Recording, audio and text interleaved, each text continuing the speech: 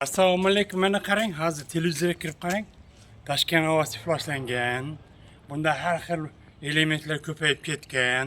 O'pkanga kirganda u cho'kadi. Bunda arxa astma, bronxit, gipertonik kasalliklar kelib chiqaradi degan videolar, gaplar to'lib ketgan. Aslida bizning tanamiz unaqa unaqa to'liq o'rgana olmaydi hech qachon. Bu ular vahima qiladigan darajada bizning o'pkalarimiz, nafas sistemasi unaqa nozik emas. Har qanday nimadan, radiatsiyadan ham odam o'pka o'zini tozalab olish xususiyatiga ega. Men Qozog'iston Kentov shahrida yashab yurgan paytimda, Kentov shahri shaxta u. Sinsoviy, manaqa qo'rg'ashonlar. Radiatsiya deb hamma vahima qilib yurgan shaharda men 96 yashar choldan manaqa hovli sotib olganman. Odamning bunaqa o'z-o'zini saqlash xususiyati juda ham katta. Buni eshitgandan keyin sizga nima bo'ladi? Siz qo'rqasiz. Vahima bo'ladi, "Ay, kasal bo'lib qolaman, bunaqa" deb. Qo'rqinch bu havodan xavfliroq. Mana bitta pritsha bor. Mana nima Alloh taolo haligi ajal farishchasiga aytadi, 5000 ta odam ruhni olib kel deydi. Qarasa 50 000 ta ruh kelibdi. Men senga 5000 ta ol dedim-ku deb aytsa, vayliga aytibdi, men 5000 ta oldim. Qolgan hammasi qo'rqqandan o'lib qoldi debdi. Nima? Bu qo'rqinch, nima siz bilan xavfli. Bu har bir sizning emotsiyangiz, har bir xayolingiz tanaga yoyiladi. Qo'rqinch buyrakni ishdan chiqaradi. Mana jinsiy a'zolarni ishdan chiqaradi. Sekin davomiy qo'rqinch, doimiy siz bir bu havo yomon degandan analiz qilasizku, davlat bunaqa qildi, davlatimiz bunaqa qildi, unaqa korrupsiya, bunaqa tanish bilish bunaqa qil. Sekin bunaqa hayot uzoq davom etgandan keyin nimani ishdan chiqaradi? Ovqat hazm qilish sistemasini, oshqozon ichakni, har xil yara, gastrlar keltirib chiqaradi, jigarni ishdan chiqaradi. Qo'lingizdan hech narsa kelmaydi, o'zgartira olmaysiz. Lekin o'ylash, o'zaro gaplashish bu juda ham nima qilib ketadi. Men oldin Mushtum degan jurnal bo'lgan. Ana shu jurnalda men ko'rganman. Haligi oilasi bilan o'tiribdi, televizor ko'rib, haligi joyda bayroq ko'targan, to'polon nimalar bo'lib ketyapti.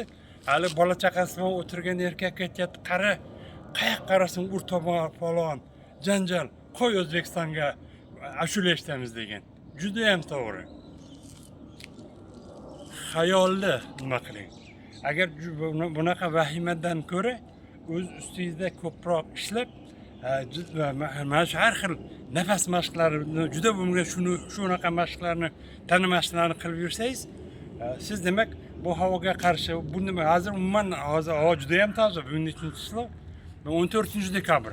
Shunaqa zo'r ajoyib havo bo'lib turibdi. Bu yo'nalishda ishlaydigan mutaxassislar o'z bilan ishlayversin. Bu haqda davlatimiz yaxshi qaror ko'rib, yaxshi tozalash ishlar ketyapti. O'z holatimizga qarab, o'zimiz qo'limizdan keladigan ishlarni qilib, mana hozir men ko'rsatadigan mashqlarni bajarib, mazza qilib yashab, o'z oilangizni boqishda, o'z sharoitingizni yaxshilashda davom etishimiz kerak. Mayli, omon bo'linglar. O'pkadan aylantirdingizmi bunaqa? Endi aylanamiz. O'pkadan nimani, bu qurumlarni qanaqa qilib chiqarib tashlash to'g'risidagi shunaqa zo'r mashqlar bor. Albatta men bizning guruhda umuman juda ham og'ir ahvoldagi odamlarni, kasallarni, bemorlarni keyin o'zi uchun shug'ullanadigan manaqa harakatchan odamlarga o'rgatib davolaymiz-ku. Mashqlar juda ham ko'p. Men sizga bir nechtasini ko'rsataman. Ana shuni har kun sizdan iltimos ertalab turganda, ishga borganda ishxonangizda, orada dam olgan paytda, kechqurun uyga kelgandan keyin 1 minut, 2 minut vaqtingiz ketadi. Vaqtni ayamasdan o'pkangizni mana shu qurumlardan tozalab yurishga odatlaning. Albatta Toshkentda yashash emas, umuman hozir ko'p olovsiz shaharlarda katta 100 gektarlar yer olib har xil zavodlar quryapti-ku. Bundan keyin menimcha ko'paysa ko'payadi, bunaqa zaharli zavodlar menimcha kamaymasa kerak. Birinchi mashq qarang. Manaqa nafas olasizki, sekin mana nafasdan havoni chiqar manaqa. 10-15 marta. Ikkinchisi, yana burun bilan sekin nafas olingdagi, yana va qo'lingizni bu yerga qo'ying. Keyin sekin nafas olib, nafas olingda mana qovurg'aning pastini qising mana. Buni ham 15-20 marta qaytaring. Uchinchisi, sekin nafas olingdagi. Mana qo'lni ko'tarib nafas oling, shunda o'pkaga havo ko'proq keladi. Keyin sekin og'iz bilan nafas chiqarib, mana burun ko'krak qafasini mana quchoqlangdagi og'iz bilan nafas hammasini chiqarib tashlang. Keyin har bir o'pkani alohida tozalashga bo'ladi. Mana bronxial astma bo'lgan, pnevmoniya o'tkazganlar, bronxit o'tkazganlarga bu juda ham zo'r. Mana gipertoniklarga juda ham zo'r, dolyans doim oshadigan. Keyin doim sal sabab bilan kayfiyati buzilib, hamma bilan janjallashib, hammadan nedavoljniy bo'lib, yoki doim ochko'zlik bilan ko'proq pul deb o'zining sog'ligiga qaramasdan yuradigan odamlar uchun bu juda ham zo'r. Mana qara, bu qanaqa? Mana sekin nafas olasizki, sekin nafas olingda, sekin o'ng tomonga mana qiyshayasiz. Ko'rdingizmi? O'ng o'pka mana qisiladi. Keyin sekin nafas olib, mana isqotni joy paytga qaytasiz. Keyin yana sekin nafas qisib, yana o'pkani mana qisasiz. Buni ham 15 marta takrorlang. O'ng o'pka tozalanadi. Keyin chap o'pkaga o'ting. Sekin nafas olasizki, nafas chiqarish paytida buni ham 15 marta takrorlang. Chap o'pkangiz nima qiladi. Mashqlar juda ham ko'p. Mana mashq qilsangiz bo'ladi.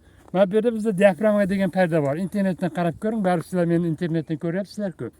Qarab ko'rsangiz, diafragma degan parda ko'krak qafasining pasti, qorin bo'shlig'ining yuqorisi. U pastga ketganda qorin bo'shlig'idagi organlarni massaj qiladi, tepaga ketganda yurak bilan o'pkani massaj qiladi. Bu qanaqa qilinadi bu? Hozir ketirasizlar, mana qarang. Mana. Faqat nafas chiqarasiz, nafas olmaysiz. Mashqlar juda ham ko'p. Mana shuni qilib yursangiz sizga mana shunaqa yetarli bo'ladi. Sog' bo'ling, o'zingizga qarang. Hech qanday dori sizning o'pkangizni tozalay olmaydi. Doridan tuzalgan odamni men ko'rganim yo'q, lekin qanday kasal bo'lishingizni qat'iy nazar dori sizga shu dori ichingizda bo'lgan paytda, tanada bo'lgan paytda ta'sir qiladi. U ketish bilan kasalligingiz yana zo'r qiladi. Dori kasallik chiqarib turadigan zaharli toksinlarni ichkariga yuboradi. Keyin u boshqa kasallikga aylanib 1 yil, 2 yil, 3 yildan keyin kelib chiqadi. Mana har xil mana onkologiya, mana nima saxir bo'lib, nima qilgan odamlarning ko'pchiligi oldin qandaydir arzimagan kasallik deb dori ichgan, u yaxshi bo'lgan, 3-4 yildan keyin boshqa kasallikka aylanib chiqqan. Ehtiyot bo'ling, o'zingizni saqlang, sog' bo'ling.